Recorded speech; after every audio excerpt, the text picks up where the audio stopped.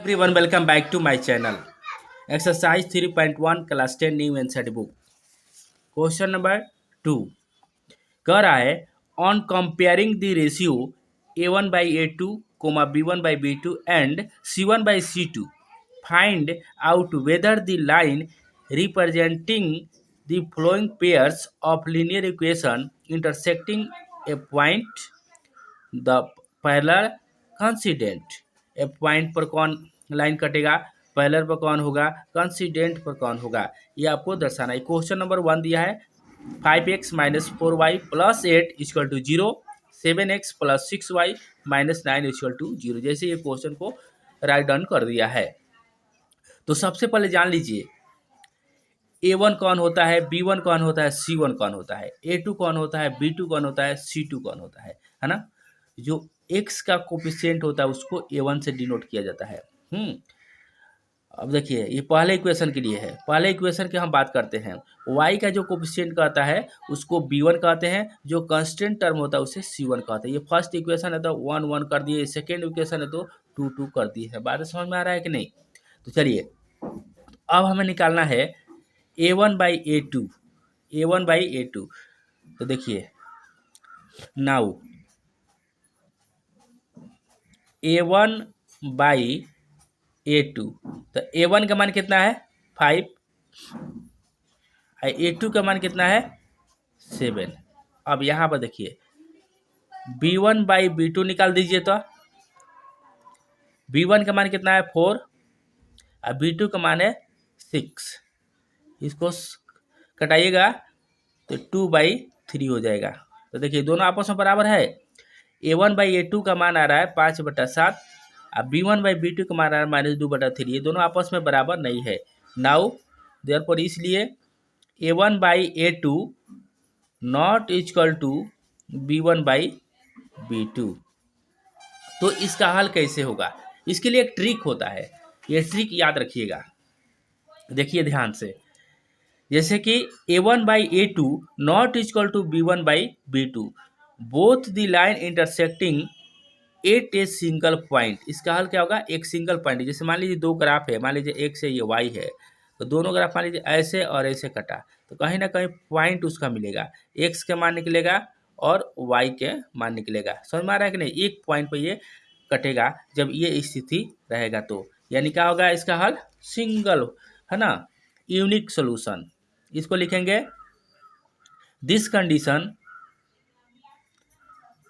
This condition क्या होंगे, unique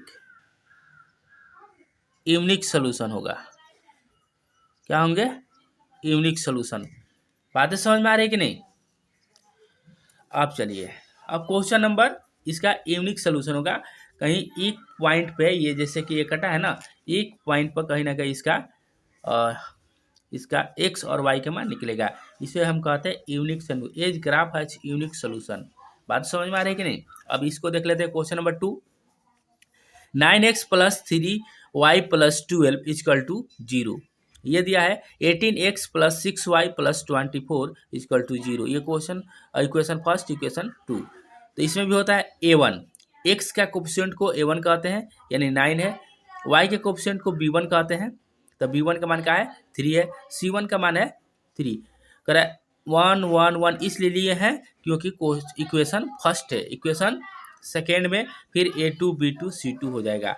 ये इतना इतना लिख दिए, है ना। अब इसको फिर कंडीशन देख लेते हैं, a1 बाई a2, है ना, देख लेते हैं कितना आ रहा है, क्या है 9/18, 9 2 जा 18 यानी 1/2 आ रहा है। b1 बाई b2 देख लेते हैं, तो b1 का मान क्या है 3, 3/6, 3 2 जा 6 यानी 1/2। अब c1 बाई c2 देख लीजिए, c1 बाई c2, तो ये कितना आ रहा है 12/24 यानी कट के हो जाएगा 2 यानी 1/2। तो देखिए सब स्थिति में 1/2 1/2 1/2 आ रहा है, यानी हेयर क्या आ रहा है, a1 बाई a2 बराबर है b1 बाई b2 बराबर है c1 बाई c2, और सब किसके बराबर है 1/2 के बराबर है। तो ऐसे कंडीशन में देखिए हम कि इसका सोल्यूशन कितना होगा। देखिए case to A1/A2 equal B1/B2 equal C1/C2।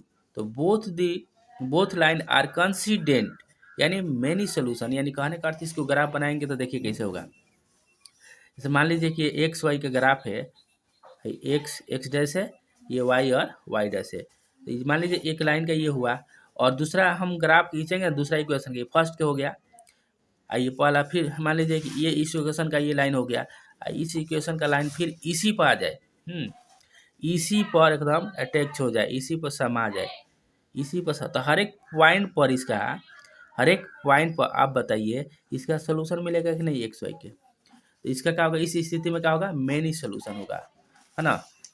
लिखेंगे कॉन्सिडेंट लाइन, क्या होगा, लिखेंगे बोथ लाइन्स आर कॉन्सिडेंट,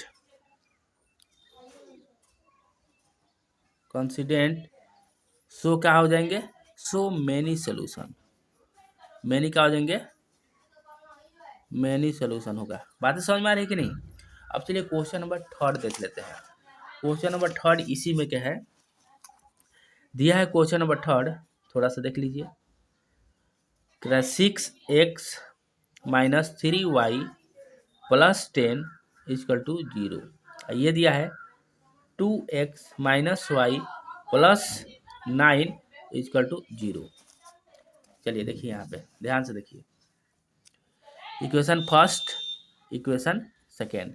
तो देखिए A1 का मान क्या है 6, A2 का मान क्या है 2, B1 का मान क्या है -3, अब B2 का मान क्या है -1, C1 का मान क्या है 10 और C2 का मान क्या है 9। तो यहाँ पर थोड़ा सा ध्यान दीजिए, A1/A2 निकाल के देख लीजिए।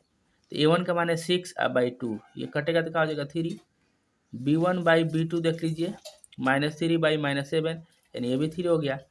और C1/C2 देख लो, यानी 10/9। ये देखिए ये और ये दोनों सेम हो रहा है, हेयर यहाँ पर क्या हो रहा है, A1/A2 बराबर हो जा रहा है B1/B2 के, क्योंकि दोनों दोनों 3 है, ये बराबर नहीं हो रहा है C1/C2। अब इस कंडीशन में क्या सोल्यूशन होगा, देखिए A1/A2 बराबर है B1/B2 और नॉट इक्वल टू C1/C2, तो बोथ लाइन आर पैरेलल, दोनों का दोनों लाइन क्या होगा पैरेलल। जैसे ये मान लीजिए कि ग्राफ हो गया, तो मान लीजिए कि ये लाइन हो गया, एक ये लाइन हो गया, कहीं भी बढ़ाइएगा कहीं कटने वाला नहीं है। जब एक दूसरे से नहीं कटेगा तो इसका सोल्यूशन कहाँ से आएगा, इसलिए क्या होगा, नो एनी सोल्यूशन।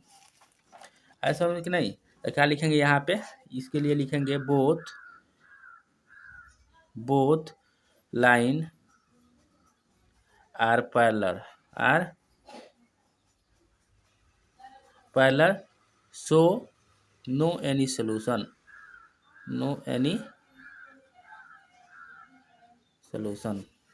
वीडियो समझ में आ रहा है तो वीडियो को लाइक एंड चैनल को सब्सक्राइब जरूर करें। जय हिंद, जय भारत, वंदे मातरम।